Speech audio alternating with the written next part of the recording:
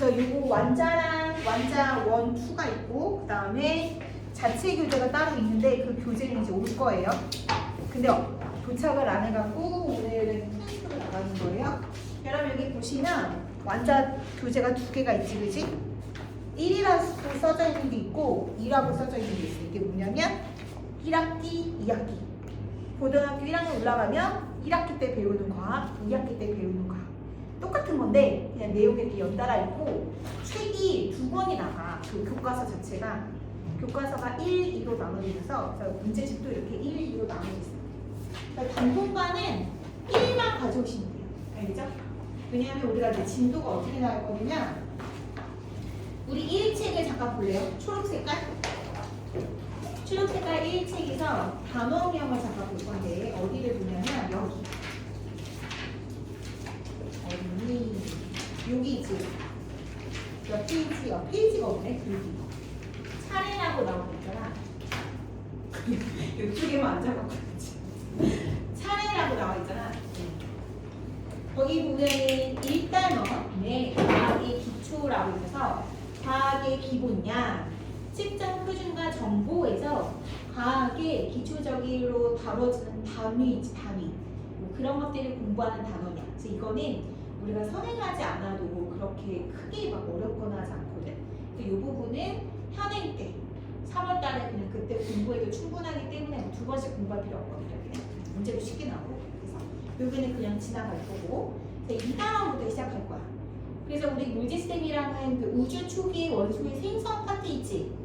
거기부터 나가는 거고 쌤이랑은 원소의 주기성 나갈 거야.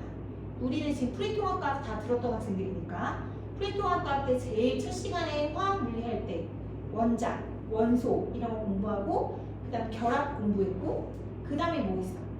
산화환원 이런 거 있었지, 그치? 그래서 그것까지 다 포함이 되어 있는 건데 자, 그 다음으로 우리 넘어가면 어디로 가면 화학 결합 바로 나오지? 그 다음 우리 프리통합과학 때는 생명과학은 안 했었잖아? 그래서 결합까지 하면 이제 우리 생명과학으로 넘어갈 거야. 그래서 거기 시스템과 상호작용해서 생명 시스템 있지? 거기 그 지구 시스템이나 역학 시스템은 다 물질 시스템이라고 하는 부분이고 생명 시스템에서 뭐 세포, 물질 대사, 중심사 뭐 이런 것들에 대해서 공부를 하는 거야. 여기 아주 재밌습니다.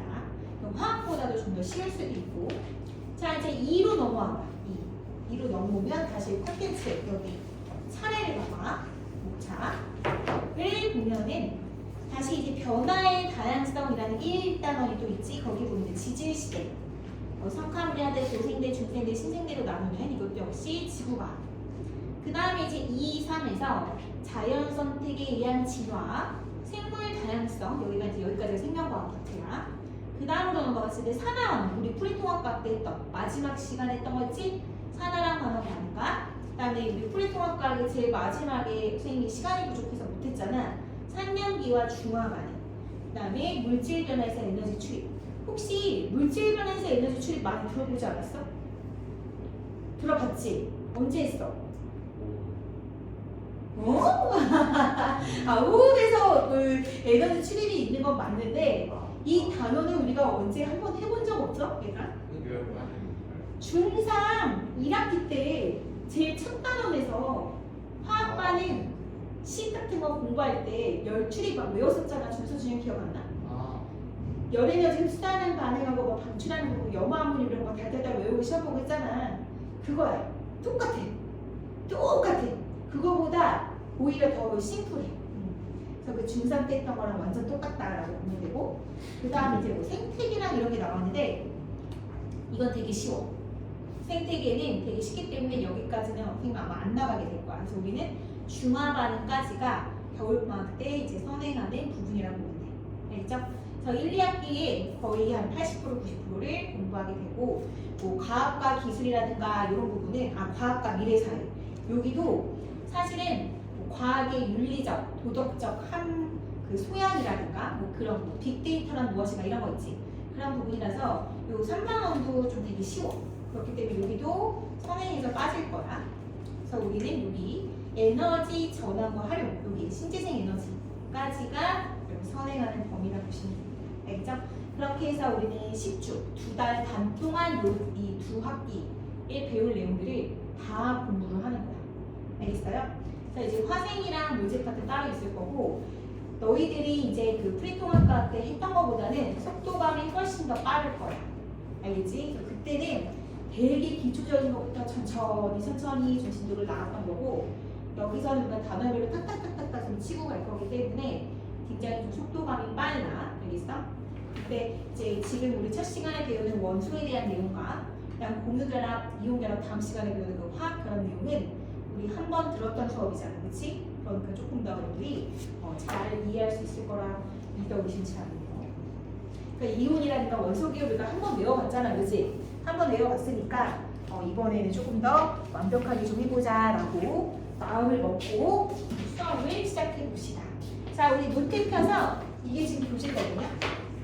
요거 미안하지만 다음 주에 진짜 교재를 쌤 주면 썼던 거를 좀 옮겨 적어주세요. 우리가 공부할 때 한 번 이상은 쓰면서 공부를 해야 되기 때문에 한 번은 좀 귀찮더라도 꼭 옮겨주세요. 여기다가 필기할 겁니다. 알겠죠?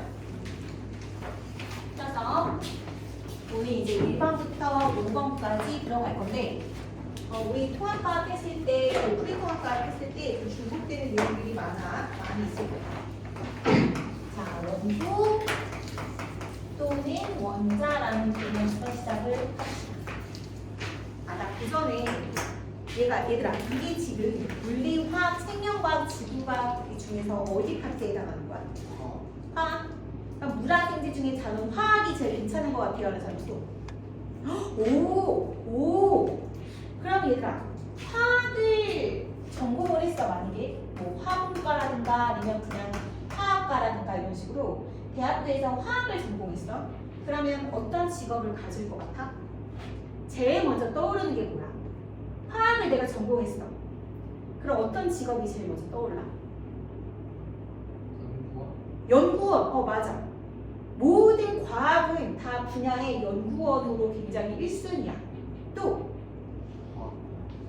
그래, 화학공학을 전공을 했어. 그럼 어떤 직업이 될 것 같냐? 화학 전공자들은 얘들아 평균 연봉이 높을 것 같아, 낮을 것 같아, 똑같을 것 같아.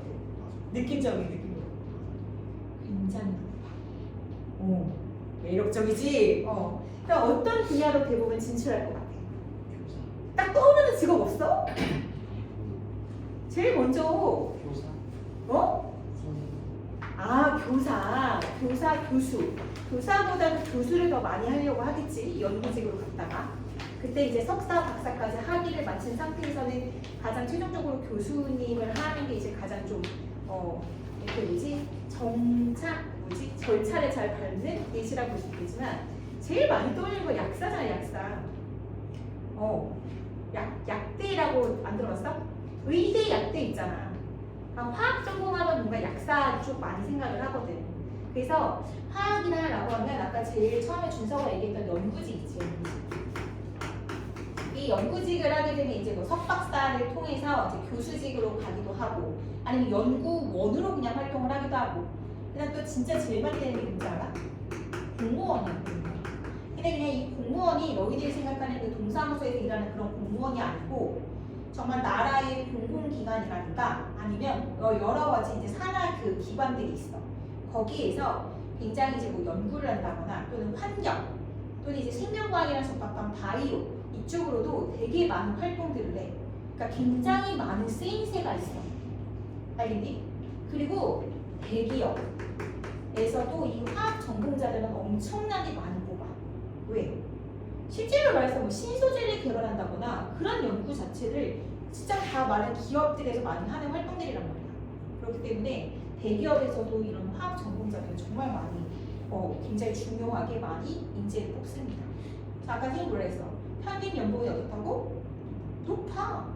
다 이런 직업들, 이 공무원 여러분들이 이게 좀 직업에 귀천이 있는 건 아니지만 뭐 구급 공무원이라는 게 있어요. 일반적으로 이제 그 구급 공무원의 급수가 제일 낮은, 쉽게 말해서 연봉이 제일 낮은. 그러니까 동사무소에 일반직 보는 사람과는 굉장히 차원이 없죠. 전문직 공무원이 되는 거죠.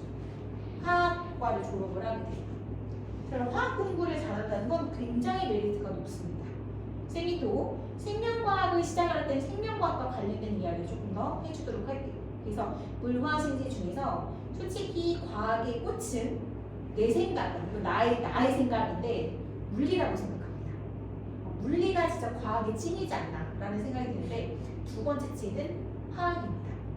그래서 화학을 전공할 경우에는 분야별로 굉장히 많은 직업들을 보유하고 있으며 그 직업들의 퀄리티가 굉장히 높은 편입니다. 그래서 그러니까 굉장히 이게 찐 기술력인 거야.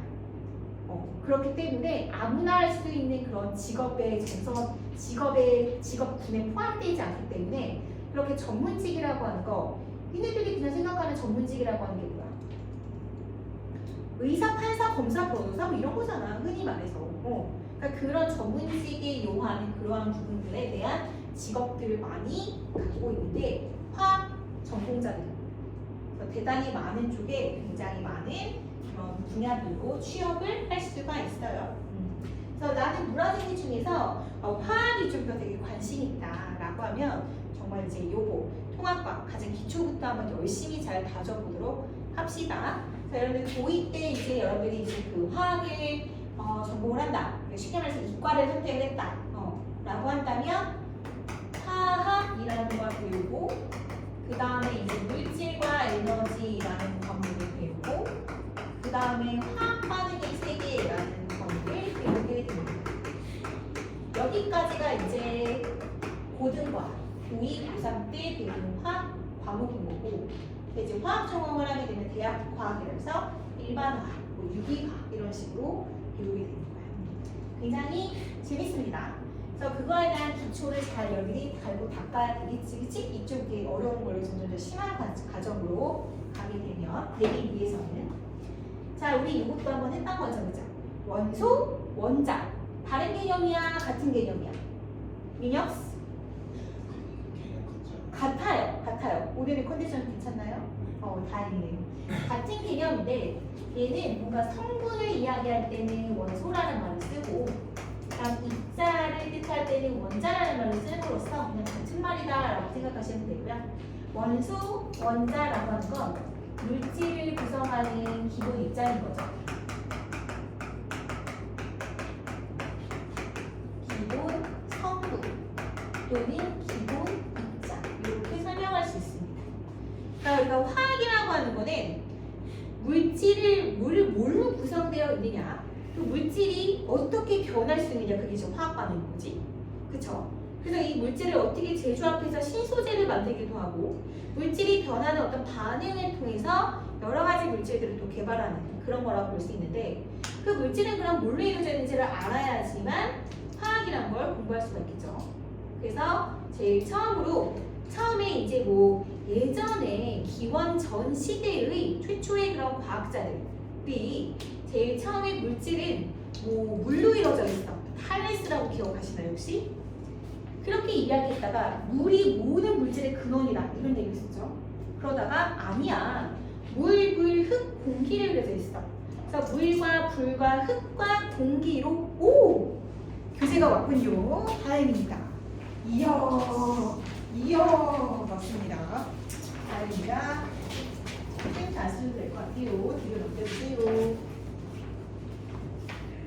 자, 이런 물, 불, 흙, 공기로 이루어져 있어서 그걸로 어떤 조합에 따라서 물질을 만들 수 있어 라고 얘기했어.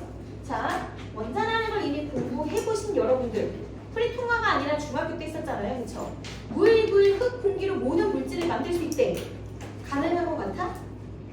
말도 안 되는 얘기지, 그치? 어떻게 물, 불, 흙, 공기로 만들어? 말이 안 되는 거지. 그래서 이제 그 다음 문제는 직접적으로 돌턴이라는 과학자에 의해서 원자라는 개념이 처음으로 도입됐고 그때 당시 원자론이라고 하는 건 단단한 공 모양이다 이렇게 얘기했습니다. 알겠죠? 자, 실제로 단단한 공 모양인가요? 원자가? 단단한 공 모양이에요? 대략적으로 공 모양인 건 맞긴 맞죠, 그쵸? 근데 돌턴이 뭐라고 주장했어? 절대로 쪼개지지 않는다라고 얘기했어. 쪼개져요, 안 쪼개져요? 쪼개지나요, 안 쪼개지나요? 쪼개졌죠? 쌤이 이런 얘기 있어서 봐봐라. 돌턴이라는 과학자가 단단한 입자 공 모양을 제안을 했고 절대 쪼개지지 않는다 그랬어. 그러니까 돌턴이라는 과학자는 얘가 뭔가 이렇게 물질들이 묽은 분리가 아닌 아주 작은 알갱이 형태의 어떤 입자로 되어 있을 것이다 라고 최초로 입자설을 도입한 사람이에요. 그 다음으로 톰슨이라는 과학자가 전자를 발견을 하죠. 그 다음에 러더퍼드라고 하는 과학자가 원자핵을 발견하고요. 그 다음에 원자핵도 역시 나눠지잖아요. 체드윅, 르환이에요. 골프슈타인 이랑 과학자에 의해서 각각 양성자라는 거와 중성자라는 입자들이 발견이 됩니다. 사실은 얘들아, 우리가 이제 과학자를 이렇게 한 명 한 명만 대표적인 과학자를 거론하지만 실제로 이런 모든 학설이라든가 이런 것들이 새로운 게 발견될 경우에는 이 한 명의 과학자가 자기의 한평생을 바쳐서 또 만든 이론이기도 하고 발견한 거기도 하고 또 이분들뿐만 아니라 여러 과학자들이 엄청나게 자기 인생을 바쳐서 일궈낸 업적입니다. 그래서 이런 것들의 발견으로 인해서 이제 원자선이라는 게 이제 정립이 된 건데 우리 배웠죠? 뭐 안 배웠다 하더라도 지금부터 다시 공부하면 되기 때문에 원자를 이렇게 한번 그려봤습니다. 자, 돌턴은 쪼개어지지 않는 단단한 공 모양이다 라고 얘기를 했지만 사실 원자는 텅텅 비어 있습니다. 그래서 여기가 뭐냐면 대부분은 다 빈 공간으로 되어 있어요. 빈 공간으로 되어 있습니다.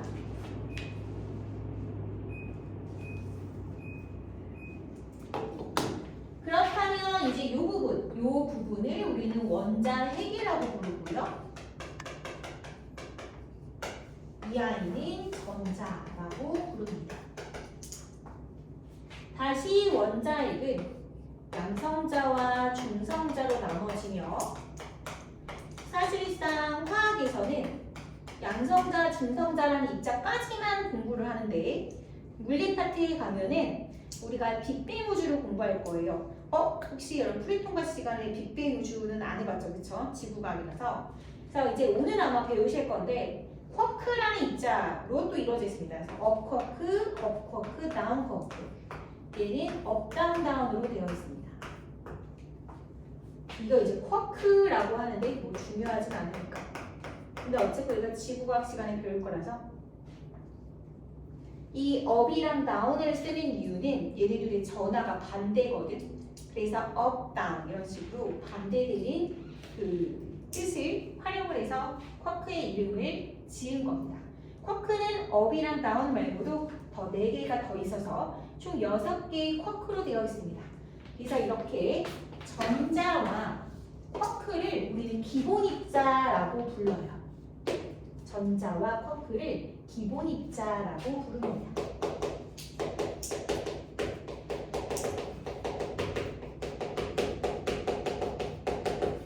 원래 우리가 이제 요거 과학 이름이 통합과학이라고 해서 물화생지가 분리되어 있지만 이 통합적으로 공부하는 과학의 스토리를 배우고 있는 거기 때문에 실제로 이제 빅뱅 우주를 얘기하면서 쿼크 전자가 나오죠. 그렇기 때문에 이제 화학과 또 관련해서 통합적으로 문제가 모의고사에서는 출제가 됩니다. 학교에서도 그렇게 될 수 있고. 그럼 우리는 여기서 양성자, 중성자, 전자 얘네 3명의 간략한 특성을 알아봤는데 딱 2가지 특성. 전기적 특성과 질량 이 2가지를 볼 거야. 준영아, 뭐랑 뭐를 본다고? 지금 2가지를 볼 건데 뭐랑 뭐를 본다고? 필기하느라 못 들었어? 그러니까 양성자, 중성자, 전자 이 3명의 2가지 특성을 봐야 돼. 그 2가지 특성이 뭘까? 바로 질량과 전기적 특성 이 2가지를 볼 거야. 알았지? 자, 지금 보시면 양성자는 우리가 스몰 p라고 쓰고 중성자는 스몰 n으로 나타내고 n으로 써. 그 다음 전자는 스몰 e를 씁니다. 자, 여기서 쌤이 무엇 알아본다고 했어요? 질량이랑 전기적 특성인 전하량에 대해서 알아볼 겁니다. 그래서 질량이라고 하는 거는 대체적으로 우리가 이제 실제적인 질량을 뭐 알 필요는 없습니다. 근데 이건 그냥 참고하라고 제가 적는 거니까 여러분들도 그냥 적어놓고 아 진짜 작네 그냥 이렇게 생각하시면 됩니다. 질량이 다니는 그램 얘는 1.675 곱하기 10의 마이너스 24제곱그램 전자는 9.109 곱하기 10의 마이너스 28제곱그램 우리가 이제 10의 마이너스 뭐 예를 들어서 4제곱이다 라고 하면 공 4개 붙여서 만분의 1이 되는 거잖아요. 그쵸? 이게 지금 이 지수가 마이너스가 들어가면 얘가 10의 28제곱 분의 1이라는 뜻인 거거든요. 맞아요? 맞아요? 그러면 1.673에다 10의 마이너스 24제곱을 했다는 건 1.673에다가 이게 24만큼 앞으로 가야 되는 거야. 그럼 0.000000000000000001673이 되는 거지. 그러니까 얼마나 작은 수치라는 거야. 그지? 우리가 보통 1g이 뭘 어느 정도가 1g인지 알아? 얘들아 여기에서 우리가 1g을 알 수 있을까? 요걸로 좀 보기 힘들겠다. 여러분 집에 보시면 물약 먹을 때 이렇게 눈금 들어있는 물약통 본 적 있나요? 니네 이제 베이비가 아니라 그렇게 물약으로 잘 안 먹나? 병원에서? 뭘 보면 알 수 있지? 물이 약 1ml 정도 되는 게 1g이거든. 어느 정도 양이냐면 실제 크기로 대략 정도 그려봤을 때 여기에서 한 요 정도? 실제 크기로? 요게 1g이다. 물 1g. 그러니까 1g도 이렇게 작은데 그 1g을 이만큼 나눈 값이라고 생각을 해요. 그리고 상상할 수 없을 만큼 작은 값인 거고 우리가 이제 보통은 이시적인 세계라고 해. 이런 원자나 분자나 이런 것들을 공부할 때는 절대로 눈으로 확인할 수가 없지. 그치? 그렇다고 우리가 보통 보는 광학현미경이라는 게 있어. 그걸로도 잘 볼 수가 없어. 그만큼 굉장히 작은 물질들을 다루는 거야. 그래서 실제로 이런 과학자들이 얘네들을 발견했다고 해서 돋보기 가지고 이렇게 쳐다보고 발견했을까? 그랬을까? 눈으로 관측될 수 있는 그런 존재들이 아니라 그랬잖아. 그래서 이런 미시적인 세계에 있는 이렇게 작은 입자들은 대체적으로 실험을 통해서 간접적으로 이런 애가 존재한다라고 발견해라는 거지 그 입자 자체를 실제로 관찰해서 발견하는 것이 아닙니다. 알겠죠? 근데 그런 실험도가 굉장히 정확하기 때문에 이제 이런 이론들이 실제 이론으로 받아들여지고 있는 거죠. 그러니까 우리는 이런 실제 값을 공부할 때 사용하기는 좀 불편하잖아. 그래서 우리는 대략적으로 이렇게 보시면 돼요. 아, 양성자나 중성자나 질량이 비슷하구나. 거의 똑같구나 라고 생각하시면 돼요. 그래서 얘 1, 1. 쌤이 거의라고 말하는 이유는 여기 숫자가 2 정도 차이가 나죠. 그쵸? 근데 이게 말이 이지 사실은 0.000000000000000000000 이만큼 차이가 나는 거기 때문에 거의 똑같다라고 보시면 됩니다. 그러니까 전자는 얘네들에 비해서 또 훨씬 작아요. 그래서 얘네들의 정확히 말하자면 1837분의 1 정도 되는 훨씬 더 작은 질량을 갖고 있다. 그래서 전하량은 또 단위가 라지 C가 아니라 스몰 C가 아니라 얘는 스몰 G, 얘는 라지야. 쿨롱이라고 하는 단위입니다. 쿨롱. 얘는 플러스 1.602 곱하기 10의 마이너스 19제곱 쿨롱이라는 전하를 갖고 있습니다. 1.602.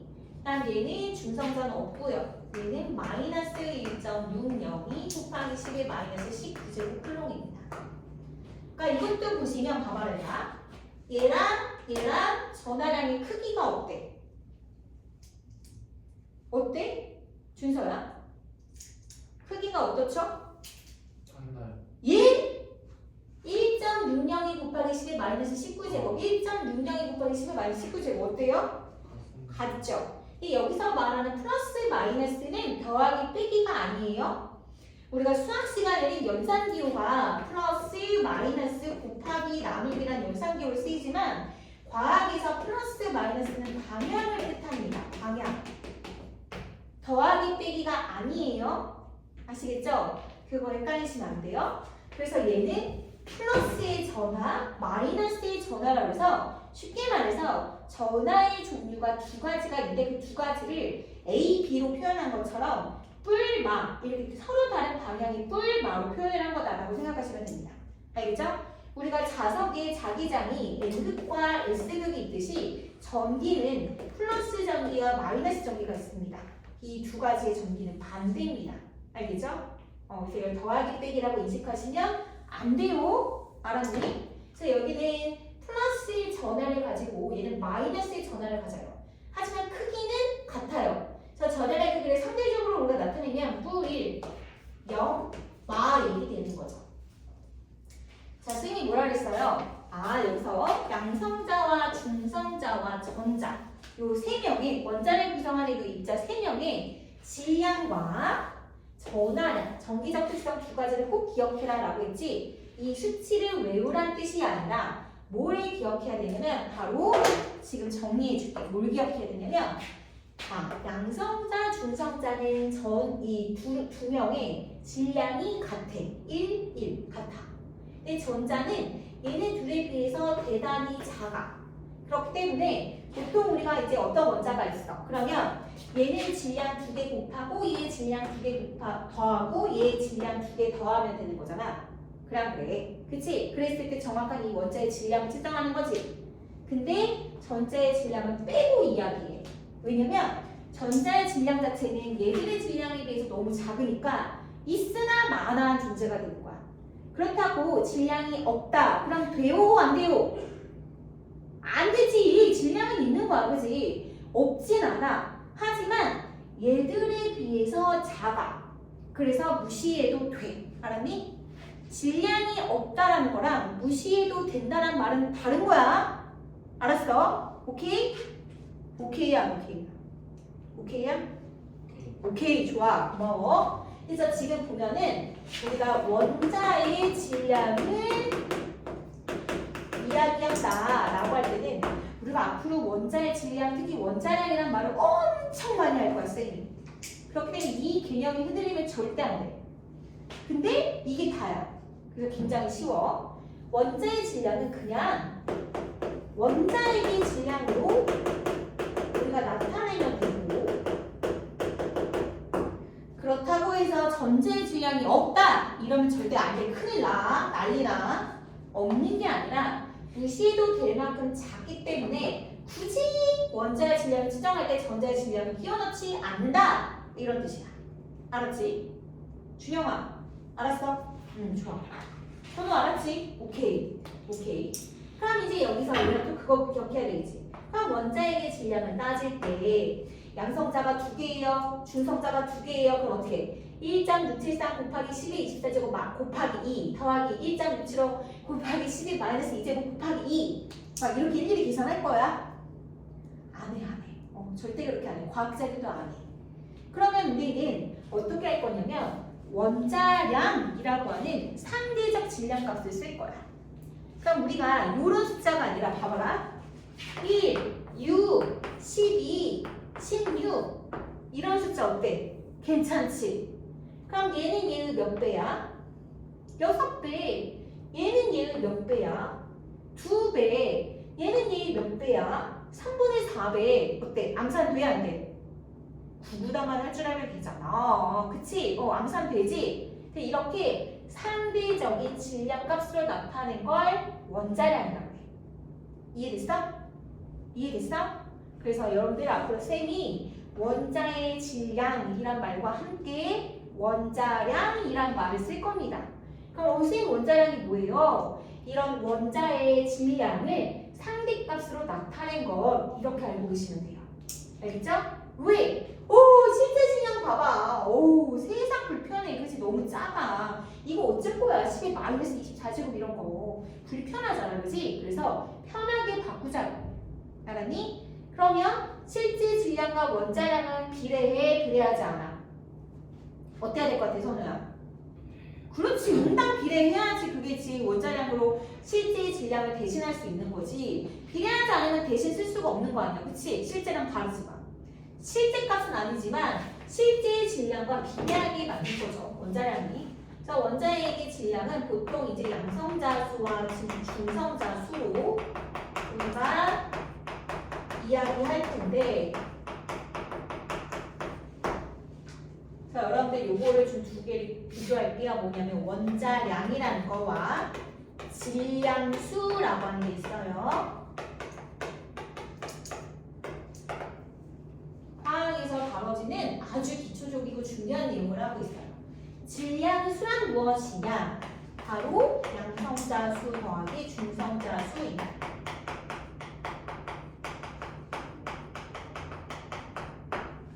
원자량은 실제 질량이 매우 작으므로 얘를 뭘로 바꾼 거야? 이게 이제 탄소 원자거든요. 탄소 원자 6에 12, 요 이야기 좀 이따 할게. 탄소 원자를 기준으로 해서 다른 원소의 질량을 상기값으로 나타낸 걸 말합니다. 그래서 이제 간단한 정수가 되는 거지. 그러면 우리가 원자의 질량을 나타낼 때는 질량수를 쓰냐 원자량을 쓰냐라는 이야기인데 둘 다 똑같이 쓰거든. 그래서 질량수나 원자량이나 실제 원자의 질량과 완전히 비례한다라고 보실 수 있습니다. 그럼 굳이 얘랑 얘를 나눠서 쓰는 이유는 뭐냐면, 이거 조금 이제 약간은 어려운 얘기일 수 있는데, 탄소라는 아이가 원자 번호가 6번이거든. 양성자수가 6개라는 뜻이야. 근데 얘가 12탄소가 있고 14탄소가 있다요. 자, 질량수는 양성자수 더하기 중성자라고 했어. 준서, 이 양성자가 몇 개야? 그렇지. 중성자는 몇 개야? 그렇지. 이 양성자 몇 개야? 이 중성자 몇 개야? 그렇지. 오, 완전 잘하는데? 그럼 얘들아, 얘랑 얘랑은 뭐가 다른 거야? 둘 다 탄소야 아니야? 탄소지. 근데 중성자수가 다르지? 이런 애들이 뭐냐면 같은 원소지만 질량이 다른 원소를 동위 원소라고 해. 그래서 이 질량수는 이 원소 하나하나의 양성자수, 중성자수 더한 값인 거고, 원자량은 동위 원소까지 다 고려해서 그것들의 평균값을 나타내는 게 원자량이다. 이렇게 생각하시면 됩니다. 이건 우리가 화학에서 이야기하는 문제이기 때문에 그냥 이해만 하고 넘어가시면 됩니다. 여러분들이 원자량이 뭔지, 질량수가 뭔지 그들의 관계에 대해서만 조금 생각하시면 돼요. 조금 어렵죠? 그죠? 그러니까 그냥 얘들아 이렇게 쉽게 받아들이면 돼. 아, 원자는 너무 쬐끔해. 그러니까 질량도 너무 작아. 그래서 어떻게? 그냥 우리가 알고 있는 정수, 자연수로 나타내는 원자량이구나. 그러니까 실제 값이 아니기 때문에 단위가 없어, 원자량은. 그러니까 뭐 탄소의 원자량이 12다. g을 쓰면 돼, 안 돼? 안 돼. 실제 값이어야 그램 단위를 쓰는 거지. 실제 값이 아니기 때문에 상대값은 단위가 없어. 상대값은 단위를 쓰지 않아요. 그런 것들을 여러분들이 좀 같이 이해하시면 좋을 것 같습니다.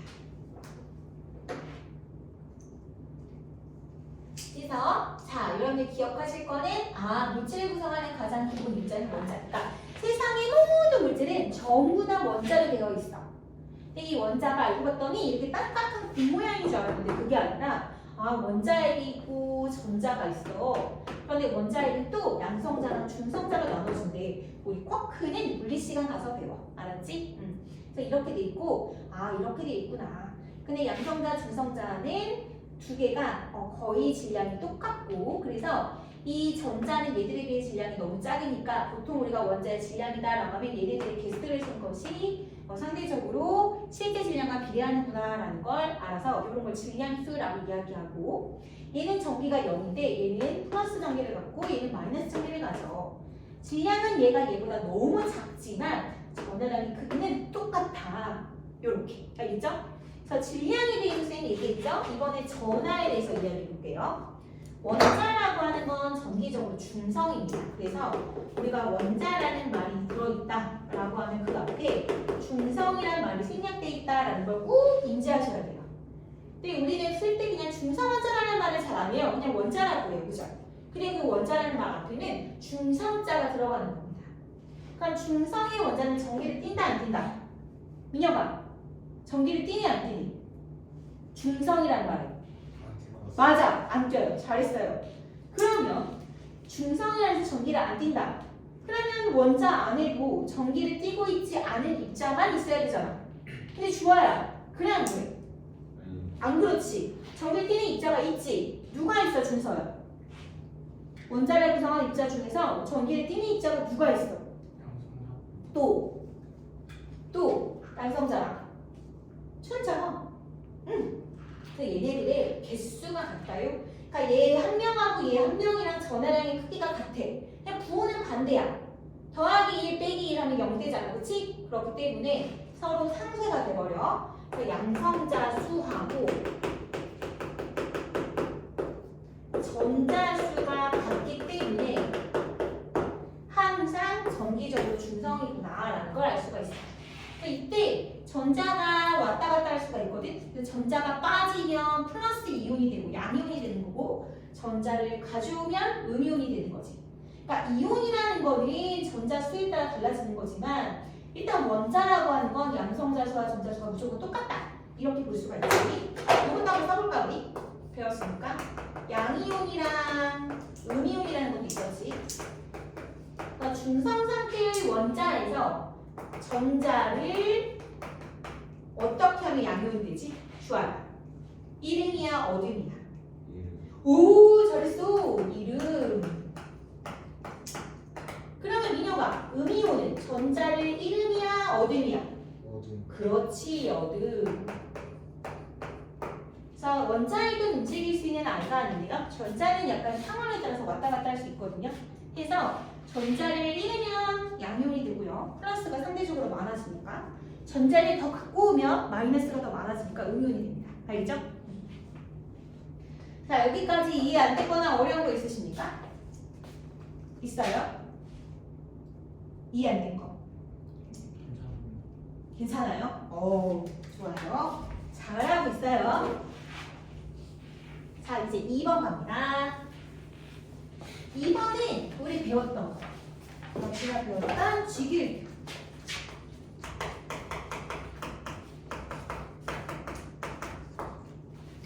자, 이제 원자들이 지금 한 대략 119개 정도가 발견이 되어 있는 상태입니다. 그래서 그 원자들이 또는 원소들이 발견될 때마다 이제 과학자들이 막 연구를 했겠죠. 아, 얘는 좀 되게 단단하네. 얘는 되게 잘 부서지네. 얘는 무슨 광택이 나네. 얘는 기체 상태를 존재하네. 이런 것들을 연구를 할 거 아니에요. 그래서 그 중에 가장 첫 번째로 측정하는 값이 바로 질량이었습니다. 그래서 질량이 제일 작은 것부터 이렇게 순서대로 쭉 나열을 하면서 얘네들이 어떤 부분에 있어서 뭔가 공통점이 있나 하는 부분들을 연구하기 시작을 했어요. 그래서 제일 처음으로 뭔가 이런 주기성, 뭔가 공통의 특징이라든가 뭔가 순서대로 뭔가 반복적으로 규칙이 나타난다거나 하는 거에 대한 주기성이라는 걸 발견을 하게 되는데요. 그거에 대한 첫 번째 과학자가 누구냐? 웨베라는. 두 번째 과학자 뮬렌즈. 세 번째 과학자 멘델레이프. 네 번째 과학자 모질리까지.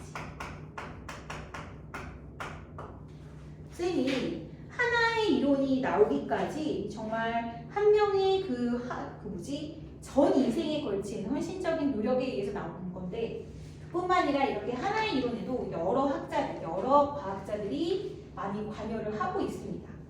그래서 쌤은요, 물론 여러분들 학원을 오시는 이유 중에 하나가 성적을 잘 받기 위해서 좋은 대학, 내가 원하는 대학을 좀 잘 들어가기 위해서, 그러니까 가장 첫 번째 목표이겠지만, 여러분들이 이제 앞으로 대학 입시를 치러내면서 가장 중요한 거는 물론 내신 등급이겠죠. 수능 등급과. 그래서 성적이라는 게 있겠지만 실제적으로 지금 현재 대학교에서는 또 성적만큼 중요한 게 보는 게 생기부입니다. 생기부. 근데 생기부에는 성적만 들어가는 것이 아니라 여러분들 교내 활동들이 많이 들어가요. 그래서 이 안에 세특이라고 해서 세부 특기 사항이라든가 뭐 동사활동, 동아리 활동 등등의 여러분들 교내 활동을 많이 봅니다. 내가 성적은 되게 높다요. 근데 결석 일수가 막 30일, 40일 막 이래. 이유 없이. 병결도 아니고. 그럼 대학교에서 그 사람 뽑을까 안 뽑을까? 그 학생을. 안 뽑겠지. 왜? 딱 봐도 불성실하네. 아무 이유 없이 결석을 해? 라고 이제 받아들이는 거지. 그러니까 그런 식으로 성적과 활동을 같이 보는 거예요. 그럼 내가 뭔가 과학과 관련된 학교를 지원했어. 그럼 내가 입학사정관이야. 얘 입학을 이제 떨어뜨릴까 말까 학교 불합격을 시키는 사람이야. 그럼 그 학생이 뭐를 많이 볼까? 성적도 보겠지만 와 이런 동아리 활동을 했어? 와 이렇게 교내에서 뭐 이런 활동을 했어? 뭐 이런 것들. 선생님 아는 그 제자 중에서 이화 여자 대학교에 합격을 한 학생이 있었는데 평균 성적이 거의 3등급 이하였어요. 근데 그 이대 굉장히 높습니다, 여러분들. 되게 높아요. 거의 1등급 이상 돼야 가는 학교예요. 근데 합격했거든요. 비결이 뭔지 알아요?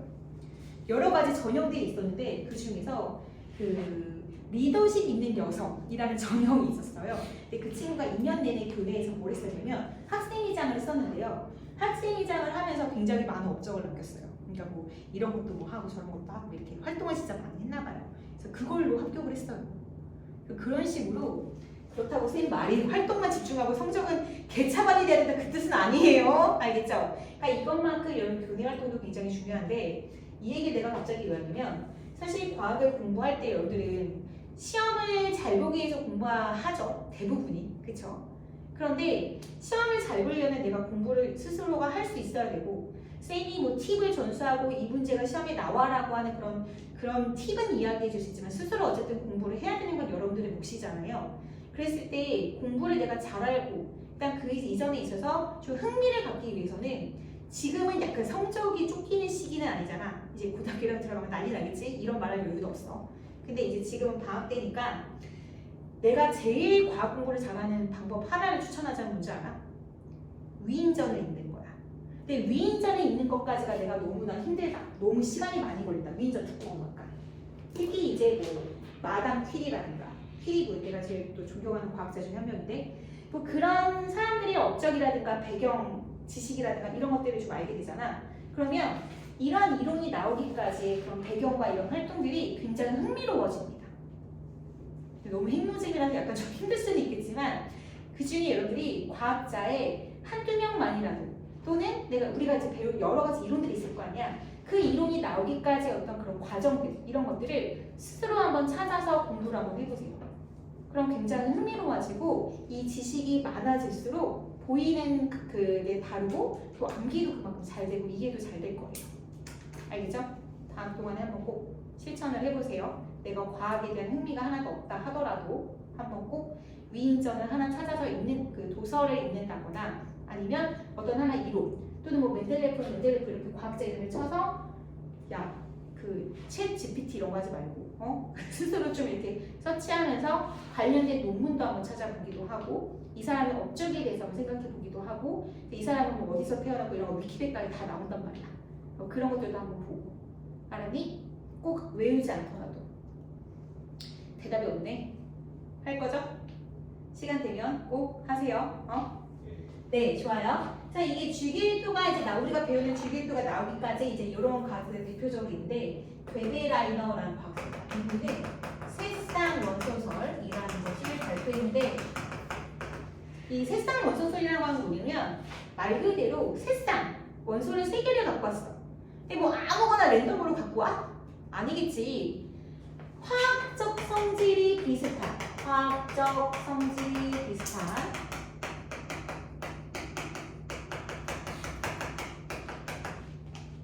세 개의 원소를 가져옵니다.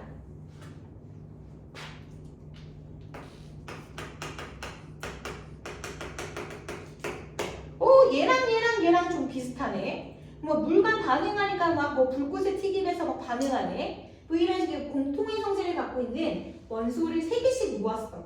발견을 했어. 그런 다음에 어떻게 했냐면 얘를 원자량 순서로 나열을 하는 거야.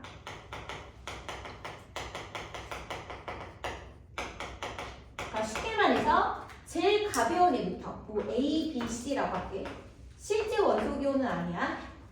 이렇게 했을 때 요 가운데에 있는 아이가 얘와 얘의 A와 C의 평균값을 갖더라 하는 것이 세상 원소설이야. 자, 이분은 이제 뭐를 알아낸 거야? 아, 화학적 성질이 비슷한 원소들이 있구나 하는 것도 발견을 했고, 원자량 순서를 뭔가 나열했을 때 이와 같은 규칙성이 있구나 하는 걸 발견을 한 거죠. 다음 율렌즈라는 과학자인데 이분은 옥타브설입니다. 우리 옥텟 규칙 배웠죠? 옥텟 규칙? 옥텟 규칙은 원자들을 쭉 순서대로 나열했을 때 8번째마다 화학적 성질이 비슷한 원소가 나타나더라 하는 것이 옥타브설입니다. 이것도 원자량 순서로 나열해요.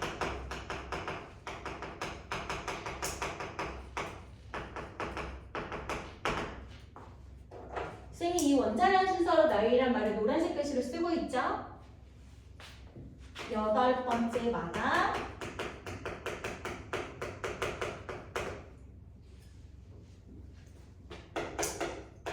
화학적 성질이 비슷한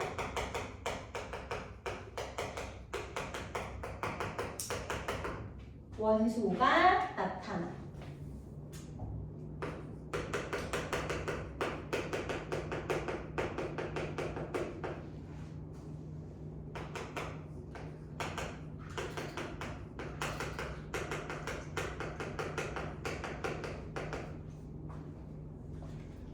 이게 뮬렌즈.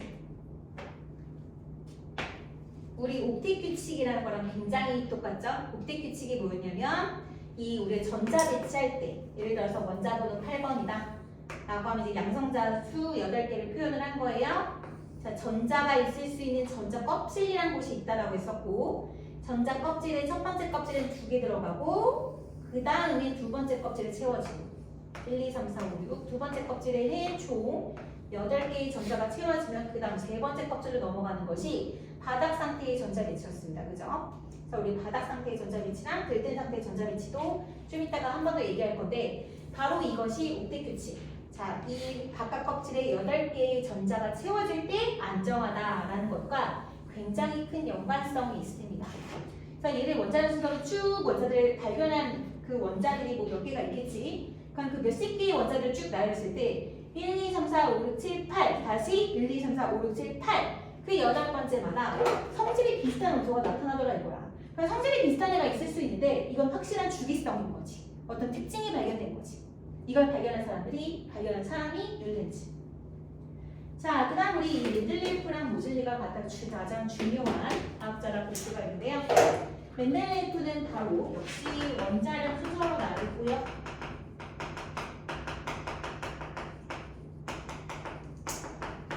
자, 이때까지만 해도 지금은 이제 이거의 거의 2배가 되는 2배 이상의 원자들이 발견됐지만 이때 당시는 이제 63종의 원소였습니다.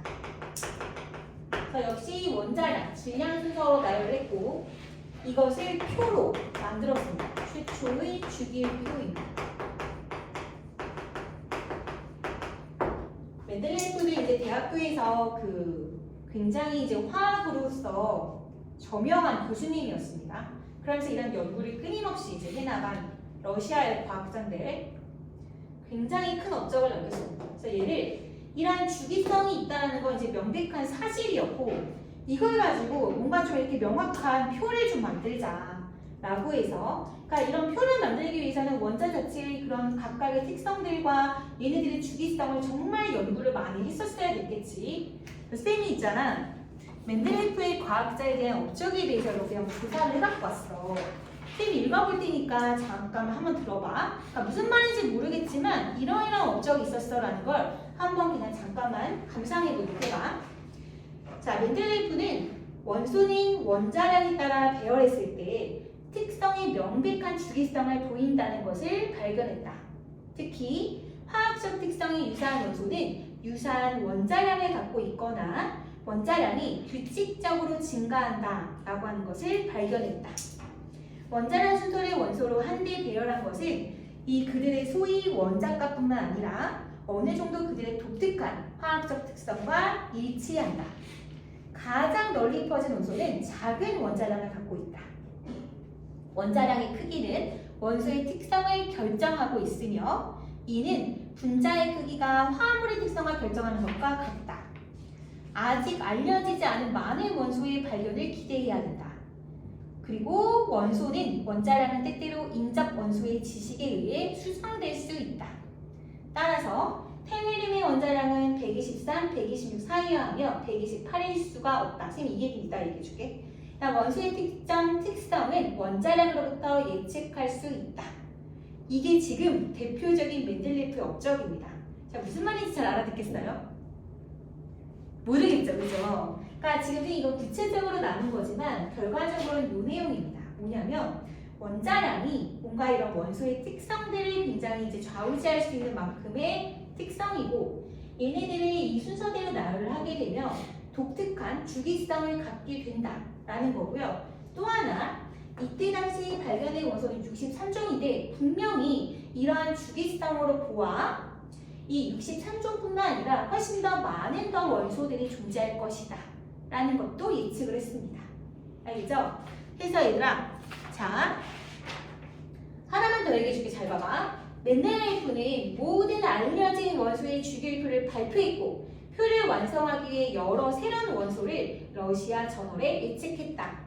일단 멘델레이프는 절마늄, 갈륨, 스칸듐이라고 불렀던 원소의 특성을 정확하게 예측하여 공로를 인정받았다. 또 일부 알려진 원소의 특성에 대한 변경도 제안했다. 그래서 우라늄 같은 원자가가 뭐 몇이었는데 이런 것도 또 그거를 맞지 않다라고 깨닫고 이 주기율표를 통해서 다시 수정을 했다고 해요. 그리고 또 하나는 얘가 또 뭐가 있었었냐면 사실 얘네들이 원자량 순서로 배열이 됐었잖아. 이때 당시는 원소의 가장 중요한 첫 번째 특성을 원자량, 즉 질량을 측정했다고 했어. 그치? 그래서 항상 이 여기까지의 공통점이 뭐야? 원자량 순서. 여기도 뭐라고 그래요? 원자량 순서, 원자량 순서, 원자량 순서. 제일 가벼운 애부터 쭉 나열했다라는 게 공통적인 특성이지, 그치? 근데 이 멘델레이프 때부터 이제 뭐가 있었었냐면 약간 안 맞는 원소 몇 가지가 있었어. 예를 들자면 질량은 여기 와야 되고 순서상은 A가 여기 오고 B가 여기 와야 되는데 얘네들의 주기성의 규칙성은 얘네 둘이 순서가 바뀌어야지 맞는 거야. 그래서 이게 혹시 원자량 순서가 아닌 경우도 있을까라는 것도 추측하기도 했었어. 멘델레이프가. 대단한 거지. 그래서 실제로 그걸 이제 현대 주기율표를 만든 사람이 그 과학자가 모즐리거든. 그래서 이 모즐리란 과학자가 아까 우리 톰슨이 뭐 있었어? 톰슨 이전에 돌턴이 있었지. 돌턴이 뭐 있었어? 단단한 공 모형이라는 제안을 했죠. 톰슨이 절자 발견했죠. 러더퍼드가 뭐 있어? 그 이후에 또 원자핵을 발견했다 그랬지, 그치? 근데 이 러더퍼드가 톰슨의 제자거든. 근데 이 모즐리가 러더퍼드의 제자야. 다 같은 화학자들. 자, 여하튼 모즐리는 현대의 주기율표를 완성한 사람이시고 현대의 주기율표.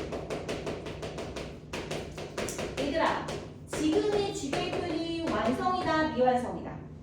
맞아, 미완성이야. 아직까지도 계속 인공적으로 만든 원소들이고 계속 발견하고 있기 때문에 아직까지도 이제 미완성입니다.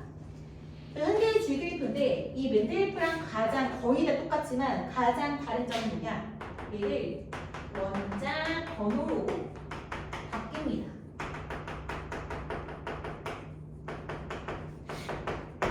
그래서 이때까지만 해도 우리가 뭐 원자 핵이라든가 전자라고 하는 구체적인 거에 대해서 발견하지 못한 상태였으며 실제 우리가 원자를 대표할 수 있는 건 질량이라고 생각을 했던 거지.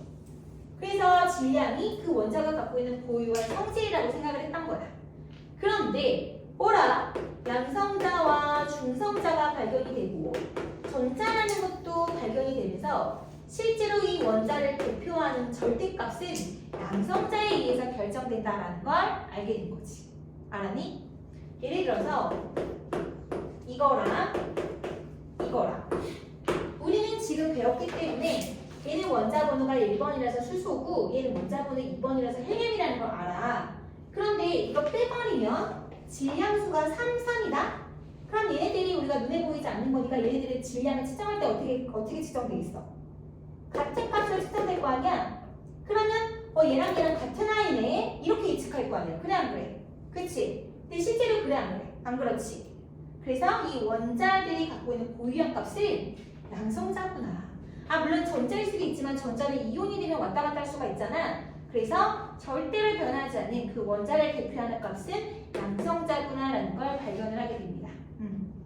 또 여러 가지 실험을 통해서 해서 원자량이 아닌 원자 번호 순서로 바뀌었더니 아까 전에 순서가 몇 개가 맞지 않았다고 했었잖아. 그지? 그런 것들이 다 맞아 떨어지기 시작하더라라는 거지. 그래서 모지언이는 현대의 주기율표를 완성한 분이고 이 원자량 순서가 아닌 원자 번호 순서로 이 원자 번호란 무엇이다? 양성자수. 그래서 그 원자를 대표하는 것이 질량이 아니라 양성자의 개수구나라는 걸 밝혀내면서 이와 같이 주기율표도 약간의 변화가 생기게 된 거죠. 하지만 8번째마다 화학적 성질이 비슷한 애가 온다라고 하는 건 다 공통적입니다. 뉴렌즈부터 시작해서 해서 얘들아 봐봐라.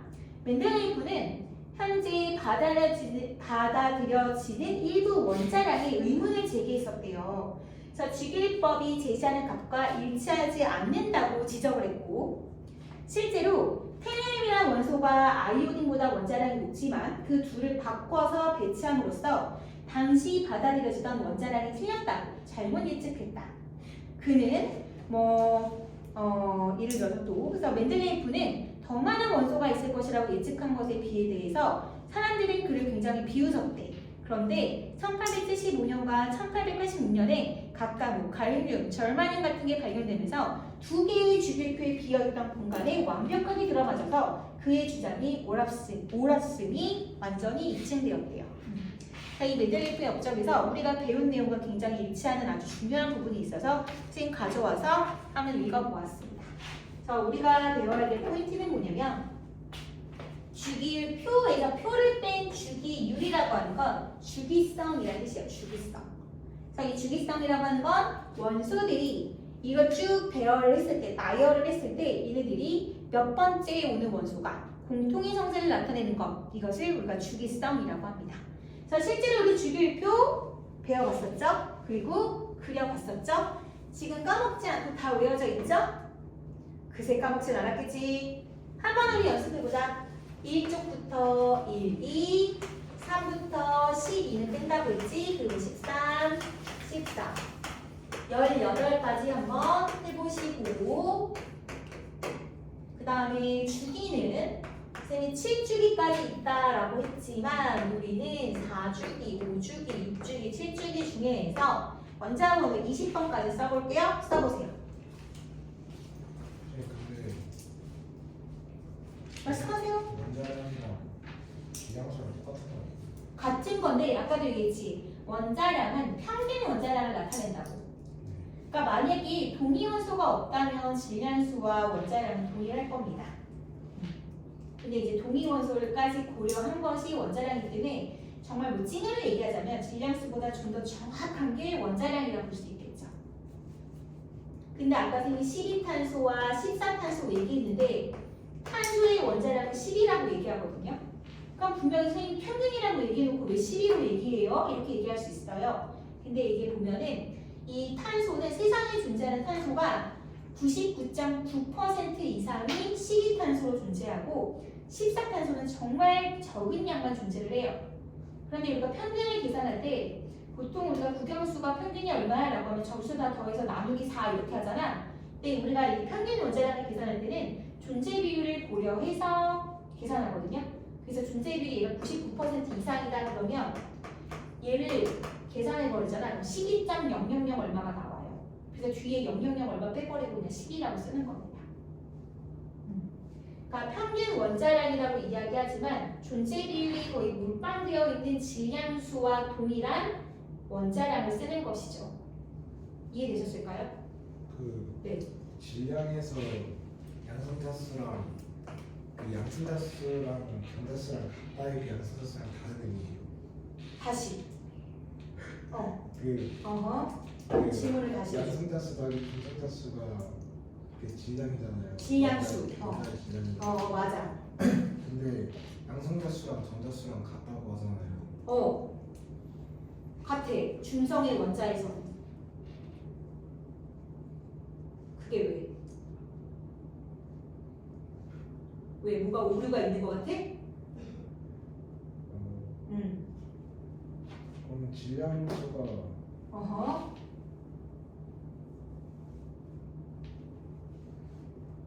질량수가 아닌 것 같아요. 쌤이 요거 하나 예를 들어주고 봐봐. 얘는 질량수가 35짜리고 얘는 질량수가 37짜리야. 근데 얘는 동시에 17번이라고 하는 염소라고 하는 같은 원자야. 그럼 얘는 질량수가 얼마니? 너가? 35지. 얘는 질량수가 얼마니? 37이지. 근데 얘 원자량이 얼마인 줄 알아? 원자량이 35일까 37일까? 얘는 원자량이 35.5야. 왜? 존재 비율이 얘가 75%고 얘가 25%야. 얘가 4분의 3이고 4분의 1이야. 그걸 계산하면 35.5가 나와. 그러니까 질량수랑 원자량은 그 차이인 거야. 이해됐어? 그러니까 원자량은 이 동위원소에 대한